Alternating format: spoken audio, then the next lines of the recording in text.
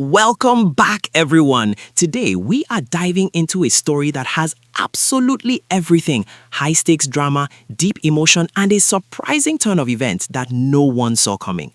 In the world of Nigerian politics, things move fast, but sometimes life reminds us that behind the titles and the power, we are all human. We are talking about the news that President Bola Ahmed Tinubu has sent a very personal message of condolence to the former governor of Kaduna State, Mallam Nasir El-Rufai, following the passing of his beloved mother, Hajiya Umma El-Rufai. Now, if you've been following the news lately, you'll know that the relationship between these two political heavyweights has been a bit complicated, to say the least. There's been a lot of talk about a falling out, but when tragedy strikes, all that noise seems to fade into the background.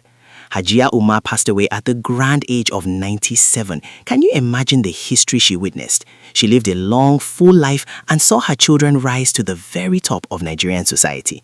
President Tinubu didn't just send a formal letter, he spoke from the heart, describing her as a pillar of strength and a woman of immense grace. He even shared how he personally understands the pain of losing a mother, even when they lived a long life, because that void is simply impossible to fill. But here is where the gist gets really interesting, and you'll want to stick around for this part. While this sad news was breaking, Mallam El-Rufai was actually in a bit of a legal tight spot. He had been invited for questioning by the authorities regarding some past administrative matters in Kaduna. People were wondering, how is he going to handle this loss while dealing with legal issues? Well, in a move that has sparked a lot of conversation across the country, the authorities granted him administrative bail on compassionate grounds. This allowed him to travel and be with his family to perform the final funeral rites for his mother. It's a moment that shows that even in the middle of tough legal battles, there is still room for empathy and respect for our traditions and family values. Before we go any further into how other leaders are reacting and what this means for the political future, please take a quick second to hit that like button and subscribe to the channel. It really helps us bring you these deep dives into the stories that matter, and we want you to be part of our growing community. Go ahead, click that subscribe button right now. We'll wait. Alright, back to the gist. The reaction to this news has been massive. We've seen messages from people who haven't seen eye to eye with El-Rufai in years. Former Vice President Atiku Abubakar and the current governor of Kaduna, Ubasani, all put aside their differences to honor the memory of a woman who was clearly loved by many. It makes you wonder, does a moment like this serve as a reset button for these leaders? Could this shared moment of grief lead to a political handshake down the road? Nigerians are talking about how this shows the big brother side of President Tinubu, stepping up to support a former ally during his darkest hour, regardless of the recent Cold War rumors. It's a powerful reminder that life is short and family is everything. Seeing the president reach out like this has definitely changed the tone of the conversation on social media today. Instead of the usual political bickering, people are talking about the importance of honoring our parents and showing kindness even to those we might disagree with. It's a lesson in maturity and leadership that is quite refreshing to see. Wouldn't you agree? There is still so much more to break down regarding how this might shift the political dynamics in the north and what the next steps are for Mallam El-Rufai once the mourning period is over. Now, let's get into the part that has everyone's jaw on the floor: the great release.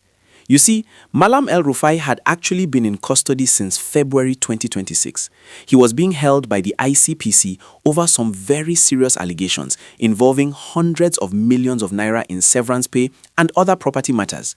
In fact, just a few days ago, a judge in Kaduna ruled that he should stay in custody until at least March 31st, when his bail hearing was supposed to happen. It looked like he was going to be spending a long time behind bars while the lawyers did their thing. But then, tragedy struck in Cairo. When the news reached the authorities that his mother had passed away, something shifted. In a move that many are calling a miracle of mercy, the ICPC decided to grant him administrative bail immediately on compassionate grounds. This was done so he could travel, receive mourners, and give his mother a proper burial according to his faith. It's a huge deal because it's not every day you see someone under such heavy investigation released just like that. It shows a side of our system that values family and tradition, even when things are legally hot. And don't forget to like this video and subscribe if you're finding this gist as fascinating as we are. Your support helps us keep the lights on and the stories coming. Now, the sweet part of this gist is how the whole country is reacting. President Tinubu's message wasn't just a quick tweet, it was a deep, respectful tribute. He called Nasir El-Rufai by his first name, showing a level of closeness that we haven't seen in public for a while.